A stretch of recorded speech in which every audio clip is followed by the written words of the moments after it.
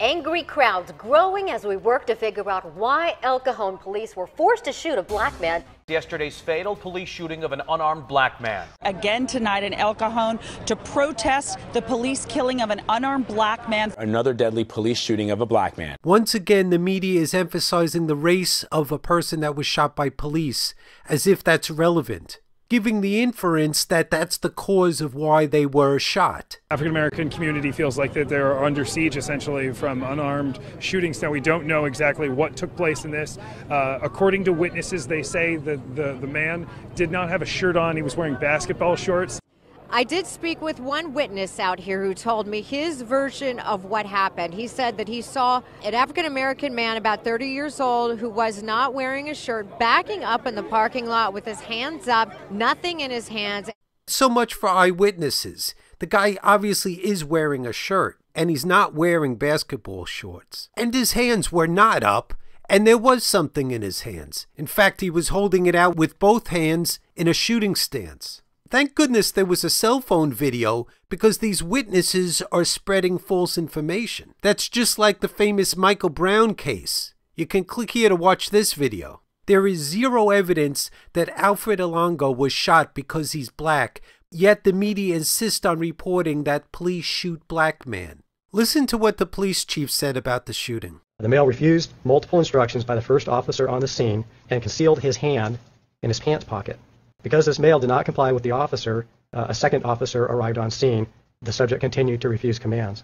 The second responding officer immediately prepared to deploy less lethal electronic control device, which is a taser device, while the first officer covered him. The male subject paced back and forth while the officers tried to talk to him. At one point, the male rapidly drew an object from his front pants pocket, placed both hands together on it, and extended it rapidly towards the officer, taking what appeared to be a shooting stance, putting the object in the officer's face. At this time, one of the officers with the taser discharged his taser in an effort to subdue the subject. Simultaneously, the officer who had the object pointed at him discharged his firearm, striking the male. Yet, once again, Black Lives Matter and the protesters are insisting that this guy was shot because he's black. People out here, they are angry. They feel that there's a racial component to it. Here's what one of the people had to say.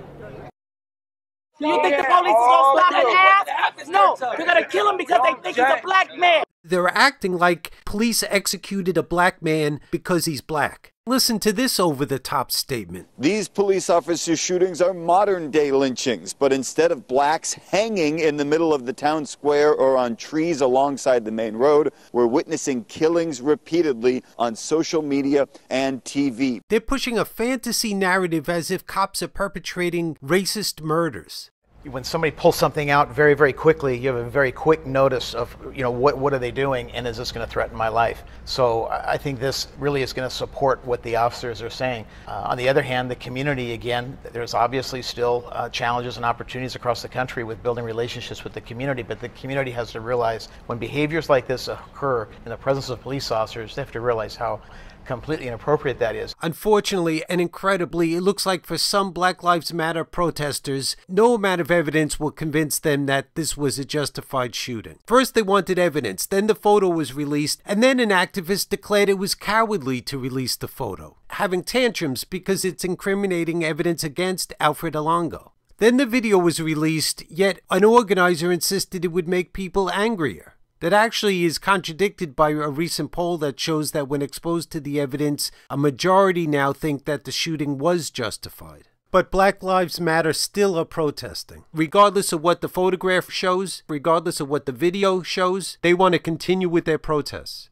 They don't want to understand that this guy put the officer in an impossible situation. And regarding those claims of mental illness, his mother says that he was not mentally ill, that he was just distraught over the loss of a close friend. It looks like he attempted suicide by cop, that he was intentionally trying to trick the cop into thinking that he was pulling a gun out to shoot the officer so that he would get shot. Check out this other video because many in the Black Lives Matter movement are apparently relying on television for their information.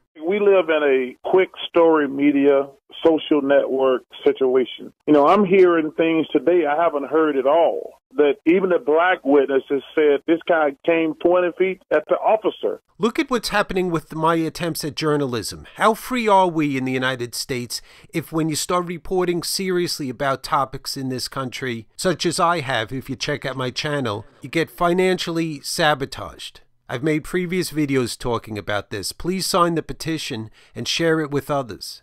And I need to buy new equipment and better equipment to continue to make videos and to make them faster. So if you have any spare money, you can donate through PayPal. There's a link in the video description. And the reason I'm saying this, as I've been explaining, is YouTube is financially crippling my channel. My previous video, it might look good that it got over 8,000 views. Most of those views were not monetized. My channel is being treated differently. How many other channels that, regardless of the topic, a video gets instantly demonetized and stays demonetized for several days when you request a review? We can take an educated guess what it is I'm discussing that gets me targeted like this. I think it relates to what I was talking about in my very first video I uploaded to YouTube.